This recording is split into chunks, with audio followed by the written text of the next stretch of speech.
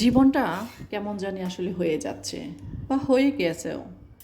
এই ব্যস্তময় শহরে এই ব্যস্তময় দিনগুলো এরকমভাবে যাচ্ছে যে সকালটাই আসলে ঠিকমতো উপভোগ করা হয় না।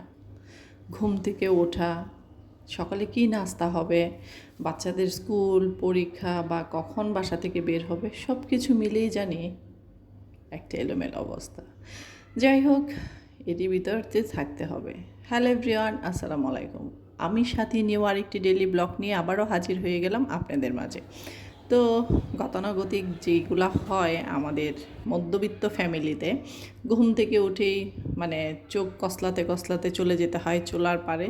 তো আজকে প্রতিদিন যা খাওয়া হয় সেই রুটি, ভাজি, সবজি, ডিম, চা, এই তো খাবার দাবার শেষ করে চলে আসলাম বিছানাটা গুছাতে। তো আজকে কেন জানি খুব অলসতা লাগতেছে, ভালোই লাগতেছে না। একটু কাজ করি তো একটু বসে থাকি, মানে কোনো কিছুই ভালো লাগতেছে না। আর এই যে একটু আয়নার সামনে ভাবলাম নিজেকে একটু দেখি।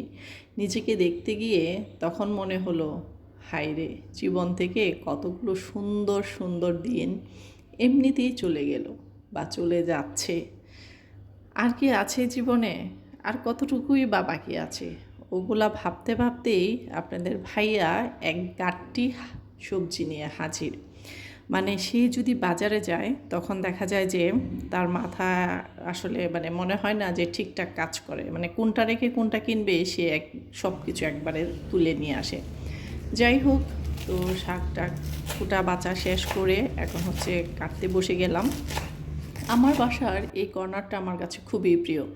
আর এখন এত বাতাস থাকে, তো ভাবলাম যে না, এই কর্নারে বসেই সবজিগুলো কাটি আর আপনাদের মাঝে একটু শেয়ার করি। তো এখনও পর্যন্ত যারা আমার পাশে আছেন বা আমার সাথে আছেন, আমার ভিডিওর সাথে আছেন, তাদেরকে জানাই অসংখ্য অসংখ্য ধন্যবাদ। ভিডিওর এতটুকু অংশ বা কোনো কিছু যদি ভালো লেগে থাকে একটা লাইক দিতে ভুলবেন না, প্লিজ প্লিজ প্লিজ। তো এই যে এরপরে চলে আসলাম রান্না করতে। ওই যে বললাম না যে সকালটা আসলে কীভাবেই কেটে যায়।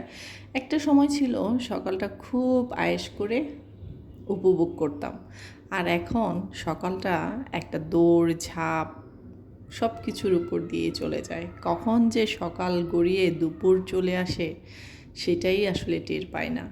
আবার দুপুরটাও সেম। যাই হোক, একটু শুটকি রান্না করব তেল ছাড়া। তো এখানে সব সবজি একসাথে দিয়ে দিলাম, আর কাঁঠালের বিচি আর কচুর মুখিটা আমি প্রেসার কুকারে আগ থেকে সিদ্ধ করে নিয়েছি যেন খুব ছটপট হয়ে যায়। এমনিতেও যেদিন আসলে বাজার করে নিয়ে আসা হয় সেদিন কেন জানি একটু দেরি হয়ে যায় অনিচ্ছাকৃতভাবেই। যাই হোক, তো এখন হচ্ছে শাকটা ভাজি করব। আর আরেকটা মজার কথা বলি, আজকে যখন আমি এই তরকারিটা রান্না করেছিলাম খাওয়ার পাতে বসে আপনাদের ভাইয়া বলতেছে, কি ব্যাপার আজকে তরকারিতে যে লবণই দাও নাই। তো আমিও ভেবেছি যে হারে হতেও পারে, আমি অবশ্য কখনোই টেস্ট দেখি না যে কেমন হলো বা কী। তো এখন যখন আসলে ভিডিও এডিট করতে গেছি তখন দেখি যে না, আমি তো তরকারিতে লবণ দিয়েছি। ব্যাপারটা আসলে মানে আমি বসে বসে অনেকক্ষণ হাসলাম যে ভিডিওর দৌলতে মাঝে মধ্যে ভালো কিছুই হয়। তো সাথে ড্রাগনগুলোও রেখে দিলাম। আর এই তো বিকেলবেলা চলে গেলাম হচ্ছে কিছু গ্রোসারিস কিনবো। তো এখানে হচ্ছে কিছু মিষ্টি, তারপরে আম দেখতেছি। তো আসার পথে কিছু মিষ্টিও নিয়ে আসছিলাম। তো আজকে ভিডিওটা আর বড় করতে চাচ্ছি না, এই পর্যন্তই থাক।